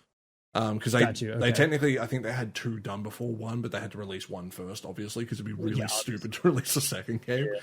And then they're like, you know what? Let's release this on everything ever because we need to turn into Resi 4 and have 1 million ports of this game. And it's like, you know what? I would have liked this, 8 years ago. I don't need it now, but hey, I'll take it. Now, just to kind of get back to something you mentioned a little bit earlier, and by a little bit, I mean, it probably would have been about an hour ago now, because it's been going really, really well. We've been going for a bit. We've been talking for a little while. You mentioned everybody that's still here. Yeah, thank you for watching. I do appreciate it. But you mentioned you've been doing content creation for a while before you really started kind of coming into your own as to what you're doing now. So what would you describe that kind of content as? Would I describe my content now or the content that I was doing a while ago? Go for the content you did a while ago and then kind of explain how you feel it's evolved into what it is now. Yeah, okay. So God, I've had so many different projects that like have literally never seen the light of day. Oh, me too. I've scrapped like every single video like 10 times. So let's God, how far back do we want to go? Back to when you were a sperm in your daddy's balls. Yeah. So I was the first person to ever do a Let's Come It's where, I was like, yeah, but no, never mind. I'm gonna put that as a tag. God, do not. EGoblin comes on my podcast, not clickbait. I'll just start showing porn. No, it's okay. I get away with it. God, please don't. Let's see. So back when I was really wanting to get into it, I had my laptop at the time was like, if somebody just took a box of computer parts and just threw it down a flight of stairs. And that's what I was working with. Yeah. Like the first time I ever had like a really big interest in like some kind of like content creation. And I don't even think I recognized it as content creation at the time. I just knew that like there were people online that were doing stuff that I thought was funny. And I think the first time I ever considered like really getting into like making anything as like a YouTuber was back when I was watching like, cringe. When I was watching a lot of Filthy Frank. Oh man, and, I miss the good old days of Filthy Frank.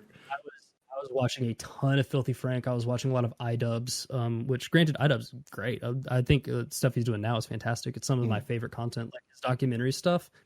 Ooh, so good.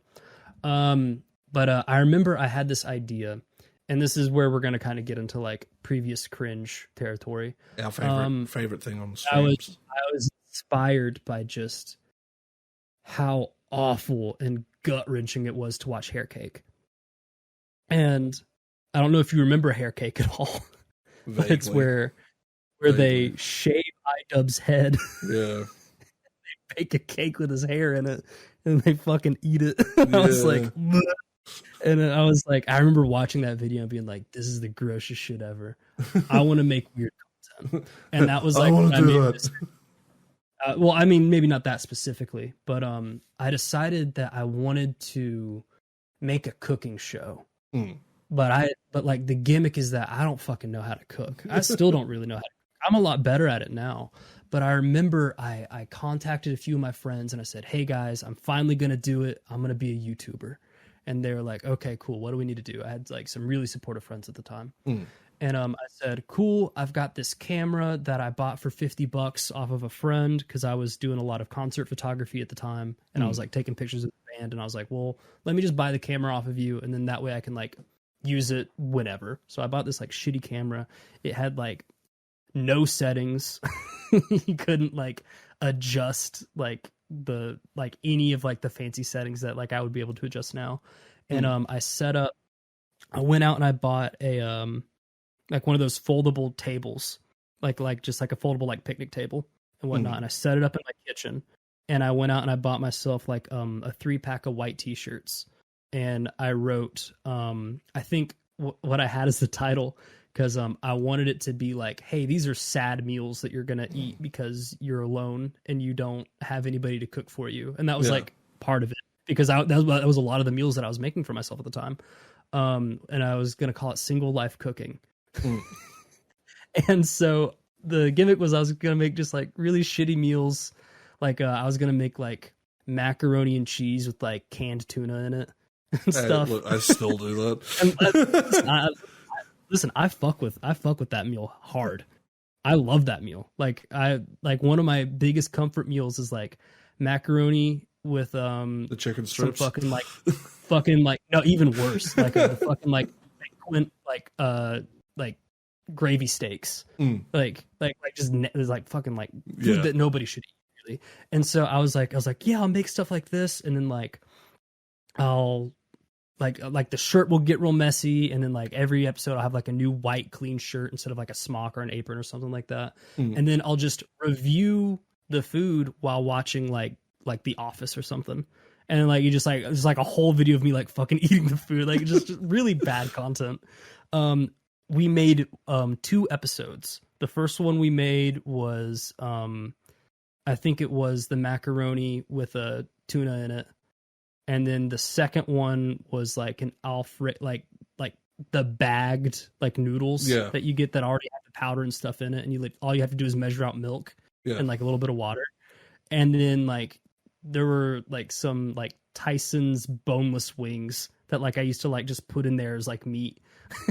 Like we made 2 episodes. I think I actually made 1, and there was like a full video, and I never released it because I remember finishing the video and being like, this can never see the light of day. I look like such a fucking asshole in this video. And I think I have it somewhere. If I can find it, it's probably on one of my old laptops that I don't think is even operational anymore. Just rip the hard drive out. I remember not illegally downloading Premiere. Definitely didn't do that.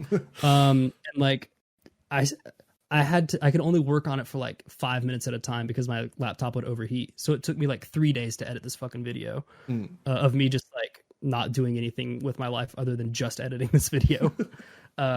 And it never saw the light of day. I watched it and I was like, I can never show this to anybody. It's so bad. But that was my first project that I came to. That was Single Life Cooking. God, I'd forgotten about that for a long time. The second thing I wanted to do was a Let's Play channel. And I was watching a lot of Game Grumps at the time. And I had like 2 friends that I wanted to do it with. And they were like, cool, yeah, absolutely. We love Game Grumps. This shit's the funniest because like everybody wanted to be just like Game Grumps because it was like the height, the absolute height of their popularity. Because everyone was like, oh man, Dan is so funny and Aaron is like hilarious, like actually like a really good businessman, which, you know, objectively, you know, whether that be true or false. And so we wanted to do that. And so I went out and I bought a, cause I didn't know about OBS. I didn't know anything about computers. I went out and I just understood that if you buy this device, you can connect it to your laptop and it'll take gameplay footage from your PlayStation on your computer. And I was like, cool, that's good enough. So I went out and I bought, I think it was called the Hauppauge HD60 or HD30 or something like that. And that piece of shit box never worked. I'm sure it was user error. Probably. Probably user error, like looking back on it. But like, I tried for like months to get this fucking thing to work. And that piece of shit box cost me $150. Ooh. And I like saved for like a month to buy it. I bought it from Best Buy and I was like, hell yeah, I need the Hauppauge like HD60 or something. I don't even know what happened to that fucking box. I didn't sell it. It's just somewhere now. I don't know. But we tried to do that. We never actually made anything with it. So that was kind of a flop. Then fast forward like years and years and years and years to I think it was the beginning of the pandemic. Now I'm not going to say the name of this channel. I'm going to leave that up to viewers to find. I might drop it in my own Discord. Maybe. So, you know, maybe join the Discord. Yeah, join the Discord. I might drop it, but I came out with my first Let's Play channel because I had just gotten the laptop that I have now because I had accidentally spilled ramen on my old laptop. And so it blue screened. An honorable death. Like, it's honestly, yeah, like I accidentally spilled like an entire bowl of ramen like on my laptop, and I was so sad because like that was like the first laptop that like I bought, and it was not a cheap laptop. It was like I think it was like $1,000 when I bought it because like I was like, you know, I really want a nice laptop. It had like a touch screen. Like I was trying to get into animation at the time. I was like, cool, it has a touch screen. I can like draw on it and stuff. And like nothing ever went with that. But I was devastated. Luckily, my girlfriend, who is now my wife, was like, hey, your birthday's coming up. Let me spend half of the money that you like, take your budget and then double it. And then that'll be your birthday present. And I was like, are you sure? And she's like, yeah, absolutely. So I got this laptop, which only by like the grace of my wife would I have ever actually bought something like this for myself, which has opened up so many doors and opportunities. I love this laptop, but with everything in my heart. And I was like, you know, I might be able to like actually make like a Let's Play channel because it was the pandemic. We weren't going anywhere. We were just chilling inside, which is mostly what I was doing anyway. Yeah. So I decided on the nights that my wife, or well, my girlfriend at the time, was working, I would record Let's Plays.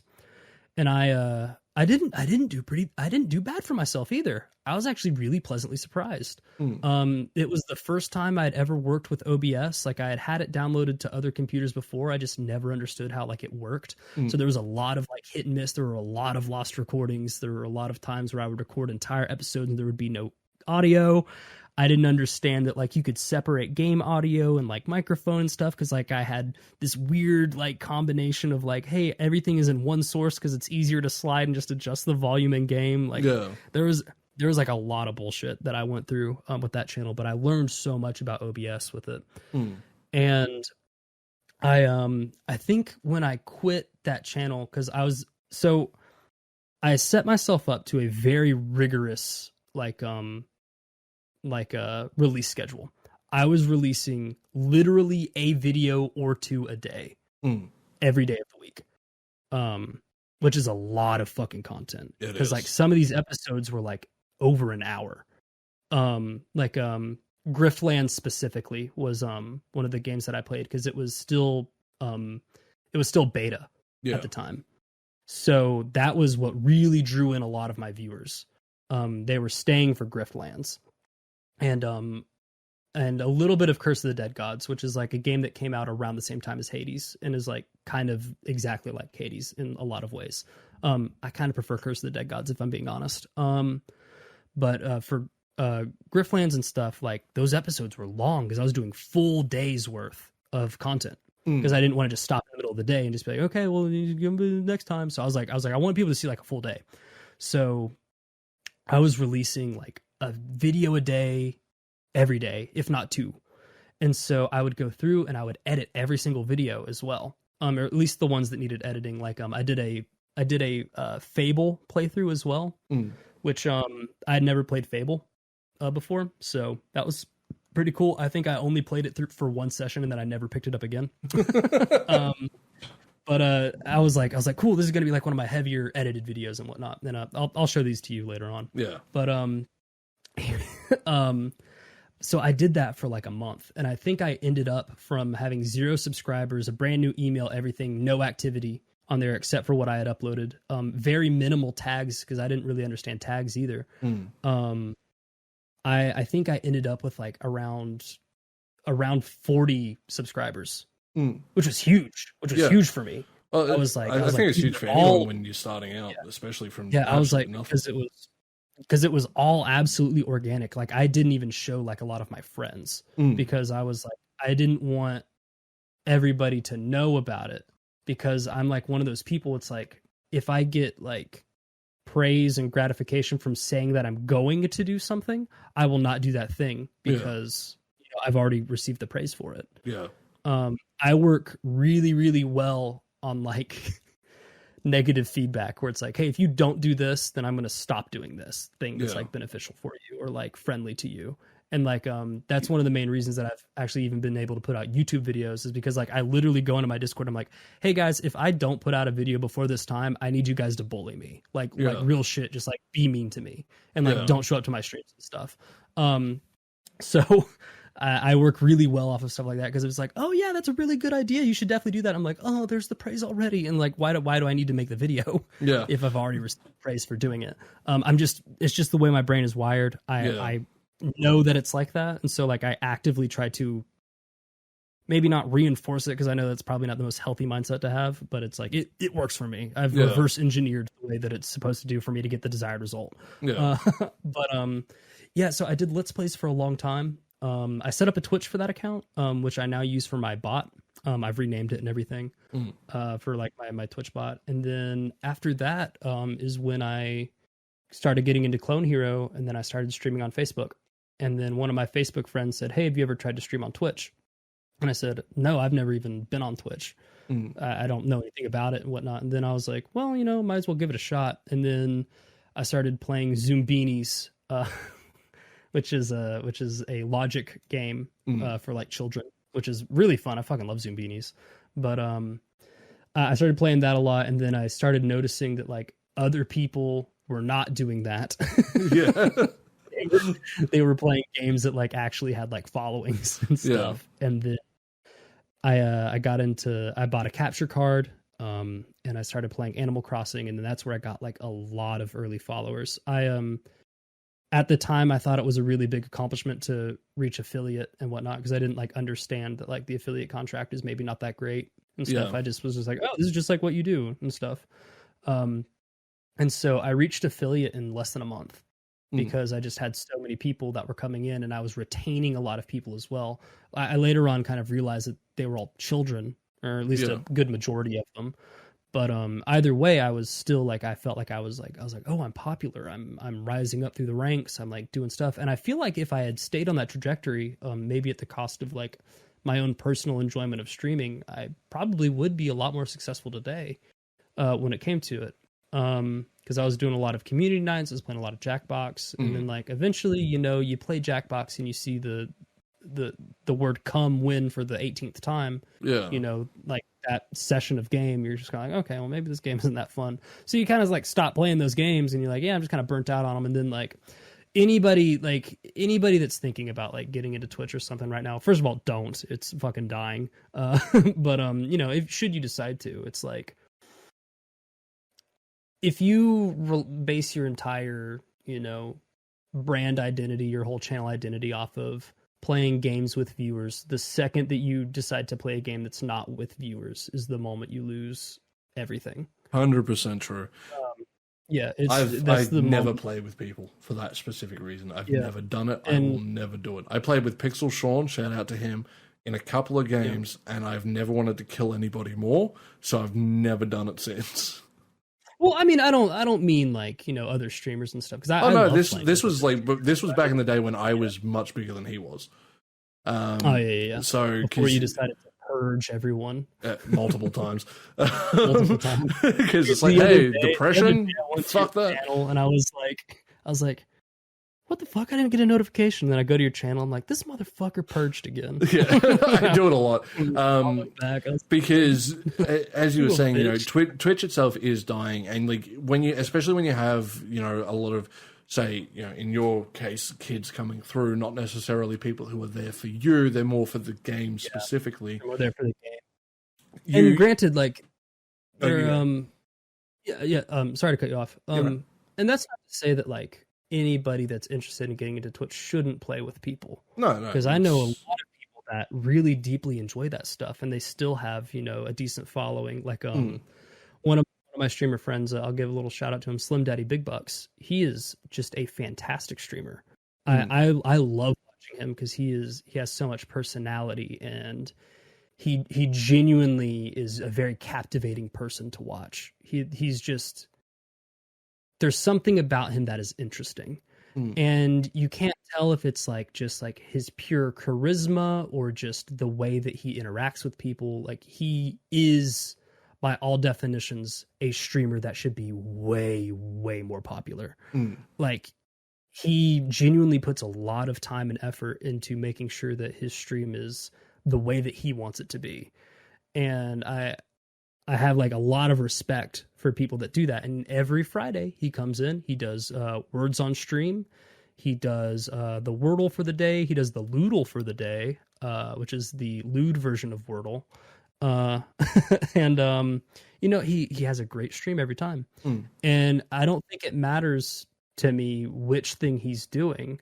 So it does work for people for sure. And anybody that's listening to this, I highly encourage you to go check out his channel. I'll give Karlec a link to his stuff as well, because he deserves way more people, and it's baffling to me that he's still only at like 200 follows, which is like around where I am, because we're basically like at the same. I think his average is way higher than mine. I think he averages maybe around like 7 or 8. I think I still only average around like maybe 4 or 5. Yeah. Like 1 on a slow month. But like it definitely does work for people. But it's like when you revolve your entire community around it, because like I still get people that come into my chat from like a year ago. Yeah. That'll come and they'll be like, hey, when are you playing Jackbox again? And I'm like, I've literally not played Jackbox in a fucking year. Yeah. And like, okay, well, let me know when. And I'm like, I won't, but see ya. Yes. Yeah. But like, I think it definitely does work for some people, but it's like, you really have to set up the expectation of like, hey, this is what we're doing for stream. Cause like, if he had a more, if he just put like a little bit more effort in different places, I feel like he genuinely could probably, like, with his personality, he could definitely like make it to do something great. But I'm sorry, I interrupted you. No. Like what you were saying actually kind of led into what I was going to talk about real quick. Okay, gotcha. And it goes to say like how you brought up, he averages more even though you're at the same amount of followers, right? Yeah. And this because is part retention of the reason. is what The retention is what is important. So for those who if you want to say get into Twitch, or just live streaming in general, just live streaming specific, any platform. Yeah. Regardless of the platform, retention is your most important thing. And there are ways you can sort of cheat the system in order to do it. However, you have to be able to enjoy it. Because if you're not going to enjoy it, you just won't have a good time. And there's no point. Part of the reason why I purged my follower count. So I was at like 375, somewhere between that to the 400 mark. I can't remember exactly what I was at the time. And I don't stream very viewer-friendly games. I stream what I want for me specifically. I've always maintained that, and I always will, which isn't the best way to get a following, but it's a great way to make some really good friends, in my opinion, because you'll find people who are very much the same mindset, who are just like, I just want to have fun. They don't take it too seriously. But I, for a long time, was averaging, say, about 10 people coming in. I had a pretty damn good retention rate, and then life happens and things like that. Over time, people have to go off to do other things. And, it just kind of, it slowly whittled its way back down because I didn't really ever bother trying to re-bolster it. But it's, something, again, to talk, as your friend, it's like, okay, well, it's working pretty well for him. Pixel Sean, just to bring him up again, since he's on holiday, talk some shit while he can't watch this. Even though it'll probably be up by the time he gets back. But, I was like, by the time this is all like done and edited and stuff, I imagine he'll probably by edited, it's basically going to be me getting rid of like us talking shit at the start and like trimming down and throwing on an outro thing. I mean, even then, I don't think there's really even that much to trim down. Just like, okay, hey, we're here. We're fucking idiots. We suck. This is the first time I've tried doing this. But like he will tell you he hated doing Jackbox in the end. Absolutely fucking hated it. I mean, if we can talk shit on Sean for a second. I always do. I never stop talking shit about him. I love that guy, but I talk so much shit about him. I mean, talk shit in like the nicest way possible. Oh yeah, definitely. Sometimes. I remember exactly the first stream I ever watched of his. I was at work, and I was brand new. I think I had been doing Twitch for like maybe a month, if even, maybe like a few weeks. And like I was just about to get my capture card. So I think I had legitimately only been doing it for like maybe 2 or 3 weeks at the time. He was like one of the first people I ever met, like doing streams and stuff. And I remember he played this fucking his fucking Carl Weezer and I was amazed. I was like, whoa.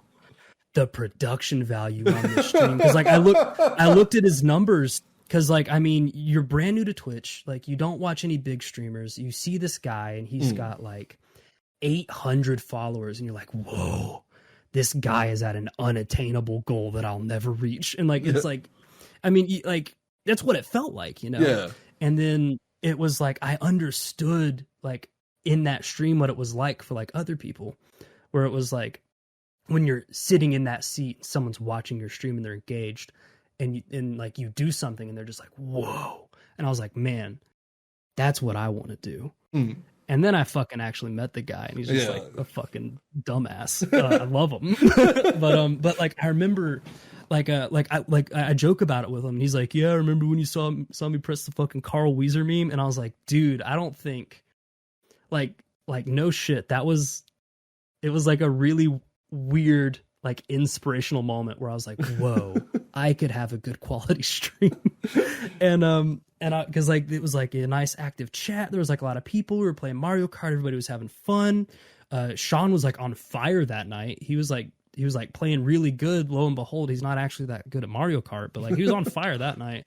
And like it was like this really fun time. And then he was just like, yeah, by the way, since you're kind of like into streaming, because like I was new and I was like, yeah, I'm a streamer too. And like I talked about my stream probably like way too fucking much. And I probably made an asshole out of myself, which I'm sure Sean was just like trying to be really nice, because I don't often give a very good first impression call that part of the tism. But the way I just to cut you off real quick, the way I would put it is he loves to help new streamers because he got a lot of help when he was a new streamer. So he definitely is one of those guys who's like, if you help him, he wants to pass it on, you know? Yeah, but I remember he was just like, yeah, I've got like some YouTube videos and stuff on like streaming if you just kind of like want to check them out. You know, obviously it sounds more Australian than the way I'm saying it. Yeah. But I remember going and I binged like all of his streamer tip videos that night. And I remember one was like I remember one of the tips he gave, and it was like top 7 tips that I wish I knew when I started streaming. And one of them was like I remember like it stung a little bit because I'd definitely been doing that. Yeah. And it was like hey, don't like ask to play games with people. Don't ask like, it's like, hey, don't say like come to the stream and then first stream be like, hey, I'm a streamer, let's collaborate. Because like I definitely was doing that shit. Yeah. And I was like, oh no. And then he was like, especially if you're like brand new. And I was like, oh no. And like I felt so bad. Like I felt like such an asshole because I was like I like definitely asked him if we could play Mario Kart together on my stream. Like I like definitely did that 100%. And I was like, oh no. And like I felt like I was being called out, and I was like, oh, so like I was like kind of wary to come back to the stream, even though like I genuinely I think I told my wife, like we were still dating at the time, but I was like, hey, I found this streamer and he's like a cool guy. Like I was definitely like I wasn't like simping, but like I was definitely like, I was like, whoa, like this is like a really high quality thing that's going on.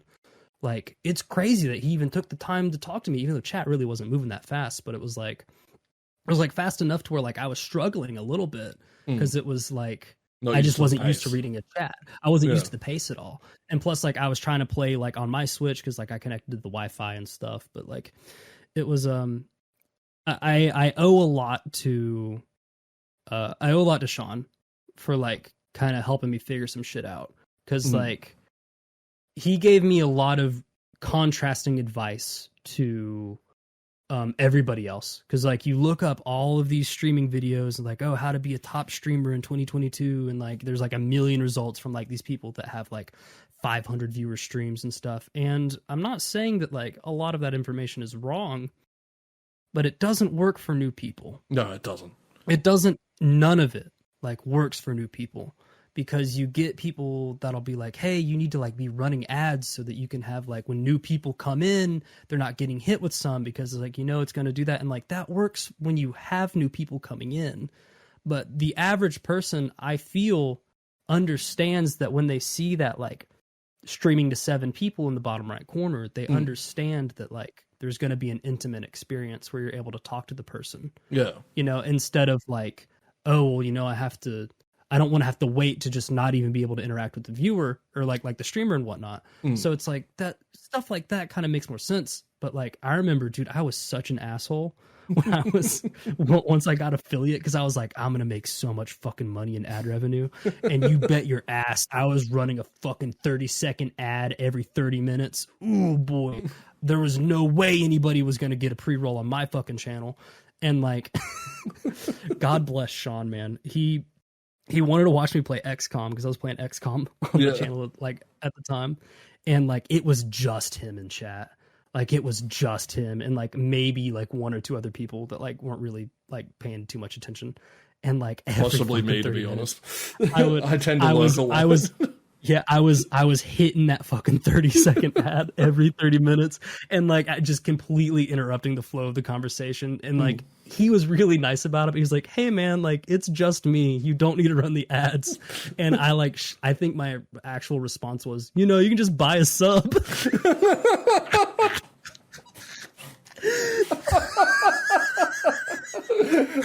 That's the most you answer though. Like, I wasn't even joking. I know, that's what makes it funny. Because someone was like, so I watched some fucking video and it was like, well, you know, like it's only $5. Yeah, not like, here. It's not. I was like, that's right. Because they were like, yeah, you know, like it'll annoy them enough to where they'll want to buy a sub. And I was like, that makes sense to me. It usually pisses people off to never come back. Exactly. And I was like, Sean was so fucking patient with me during those times. But I then, you know, I left affiliate for a while, and then I came back. And a lot of that was due to, you know, Sean fucking pandering and being like, yeah, you know, fucking Devin Nash said this. And I'm like, oh, that sounds cool. And so I left affiliate for a little while because I was like, oh, it's going to be so much better for me. And then nothing ever happened with it. Yeah. And I mean, overall, like as much shit as I give the guy, he's good people. He is. But, great guy. Like, I've got a million stories with him, so I have known him for a very, very long time. Yeah. Especially in Twitch years, right? Yeah. So I wasn't like one of his very first followers by any means, but I was within his first. I think I was like his 45th or something.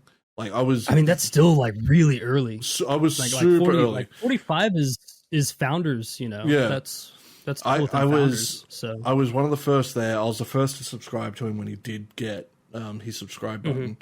Hell yeah. And I remember our friend Vigilant, who goes by Kaiser Black now, I'm pretty sure. If I remember what his username is. He changes it like every year, so I always forget.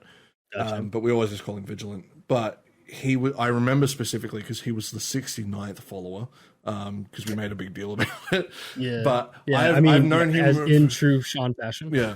I've known him for a very, very long time. And the reason why his content, and I would say your content, a lot of the other people I am going to be interviewing through this series, pretty much everyone that I've got lined up, because I've got about 12 people lined up now, which is great. Oh, everyone is super down to earth. Super, like, just willing to help, right? Like, not everyone has technical knowledge, right? I am one of the very few people I know that is like, I need to learn the ins and out of every little fucking thing that goes behind streaming. Like, I might not know how to code and all that sort of shit to an extreme degree, like some people do to make like scripts and things like that to make things work. But you'll bet your ass I'll sit down and learn it if I have to. Like, if it's something I really want to do. So, like, I taught Pixel a lot of stuff in the early days. And he did do a lot of his own self-research. By all means, I'm not sitting there. Like, I used to joke that I was carrying his stream because I used to do everything for him. But, you know, it got to a point where it's like, yeah, I don't have to do a hell of a lot. Yeah, I still have to help him every now and then when it comes to technical side of things because he doesn't really know computers that well, but not everyone does. It's not everyone's space. Like, he does prefer to play on consoles where everything is just plug play. You don't have to fuck around. But in saying that, one of the most underrated tips, and this is something a lot of people don't do, but as stupid as it is, color code your shit. And what I mean by that is for your descriptions and stuff you have below your channel, right? For like icons or for even your username, right? Because you can change your color for your username on Twitch when you're talking in chat. Try to have it fit a theme. Right? You don't necessarily have to be a specific, I need it to be related to a game. But, for example, you got kind of that retro vaporwave sort of thing going on currently. Yeah. When I redid my stream aesthetics, I really leaned into like, well, what are some things that like I feel I personally enjoy looking at? Yeah. And so I kind of modeled it after, you know, some like really old like TV like 90s like commercials and stuff like that. Like I went through and I did like all the word art like very meticulously. Yeah. And so like I think it turned out really good. But it came out fantastic because like it gives people, right? It's like, say someone comes to your channel, like you're in say Pixel's channel, right? And you're talking to him and you're going, hey, I'm a new streamer. Now me as someone who I am, if I see someone say, hey, yeah, I'm, you know, like, if you're talking about streaming and stuff with that person, like, it's a very natural, happy chat, not like a forced thing, you know, and the streamer is supporting you, I'm going to go, okay, well, this is a new person, you know, the person I know is like, hey, I want to give you some support, I'll go help out as well. And if I click on your channel, go to your page, right, now, for example, now, your channel, it shows your personality, right? Whereas the big problem a lot of people have is they just use random shit for banners. And everything. And Pixel used to have this as well himself. And I think everybody did. Everyone does. You just find a picture that you've used on Facebook as like a profile picture. Like, that's good enough.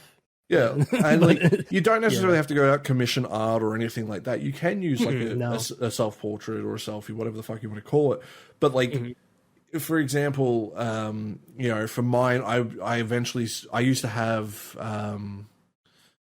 I did have a StarCraft theme at one point. I swapped it to just a general basic kind of pixel-ish art sort of thing for a little bit, and then I just kind of had nothing for a while, and then I had a very music-centric one, which then evolved into what it is now with the different guitars as like the banner headings and stuff. All the stuff that Bat did, yeah.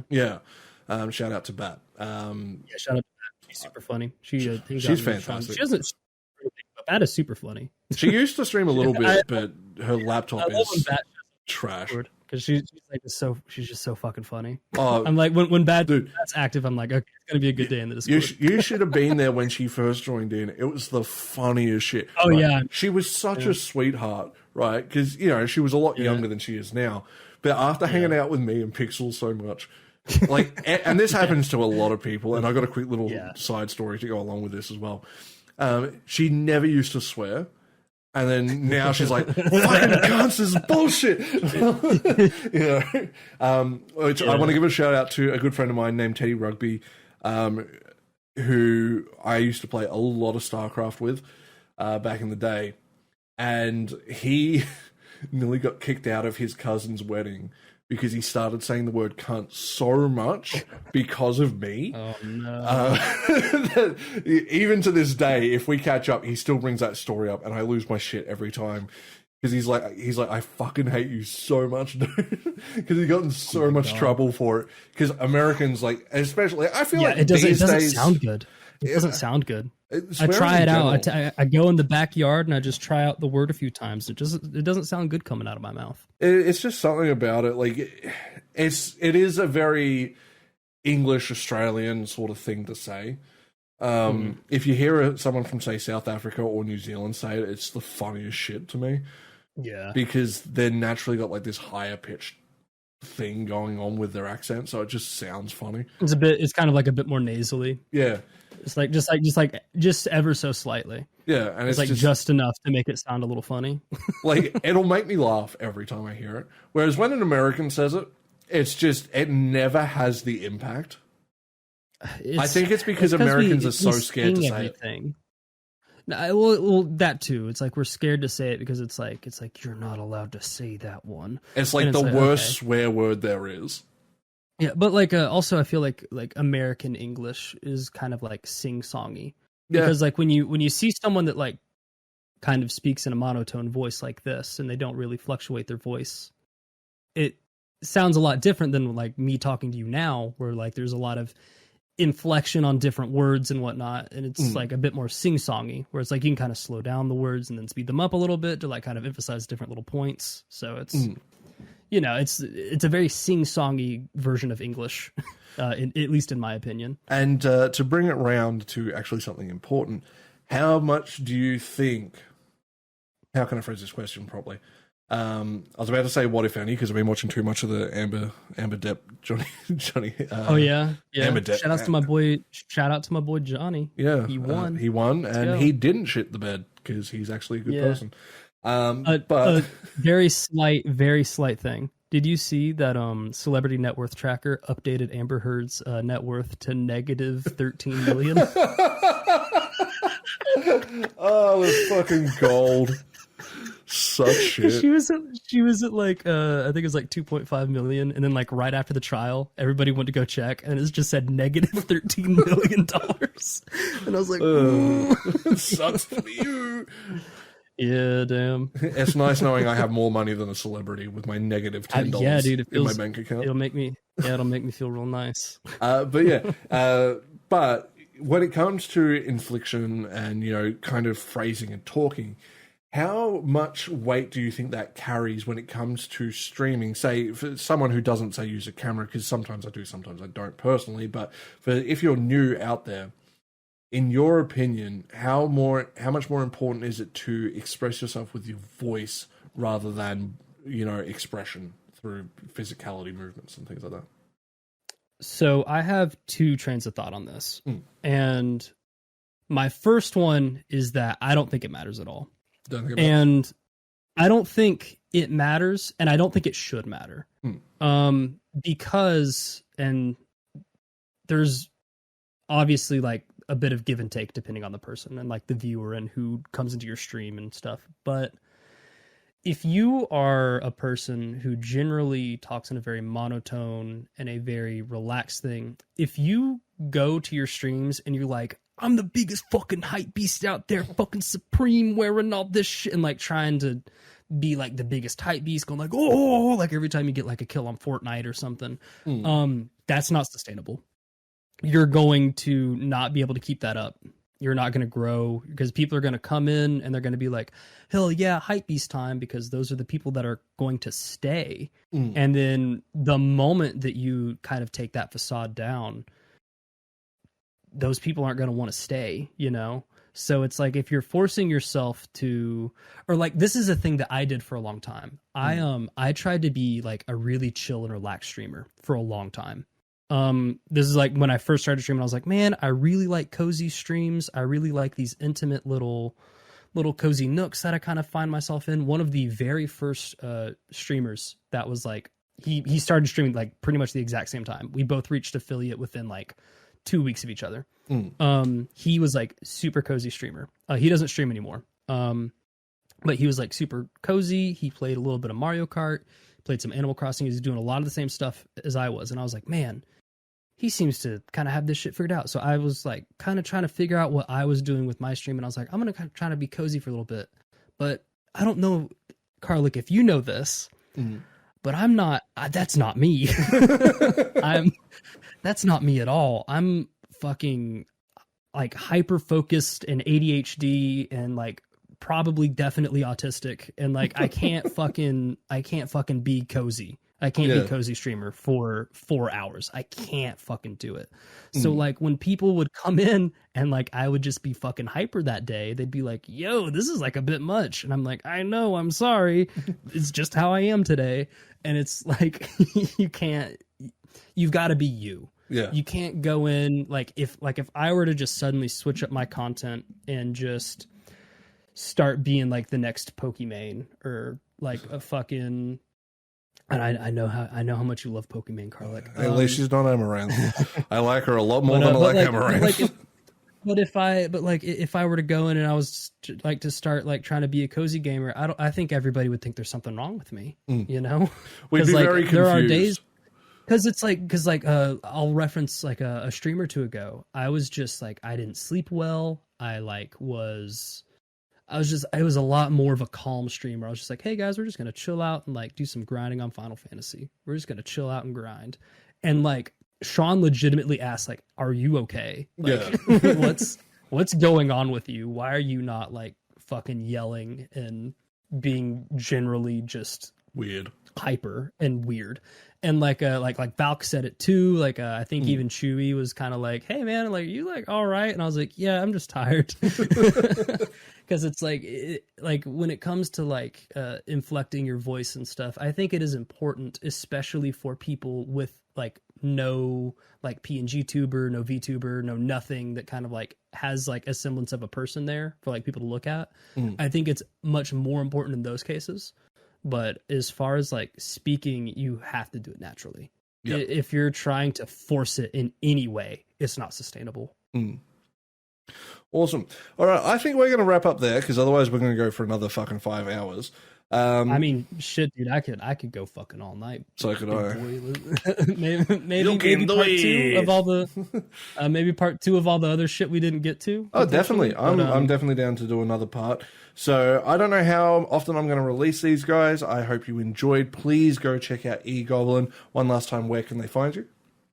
You can find me mostly on Twitch still. That's E_Goblin.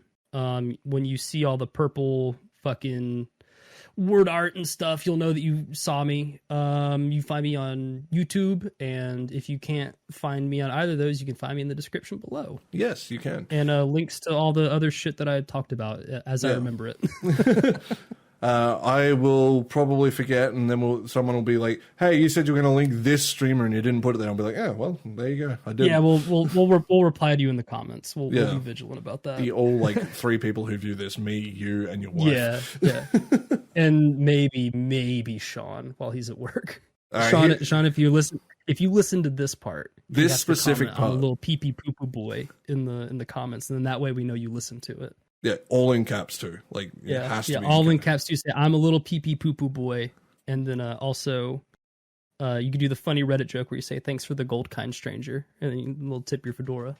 Yeah, man, I want him to wear a fedora on a stream one day. That'd be that'd be so good. I mean, listen, as soon as he gets channel point redeems back, we're gonna send him a fedora.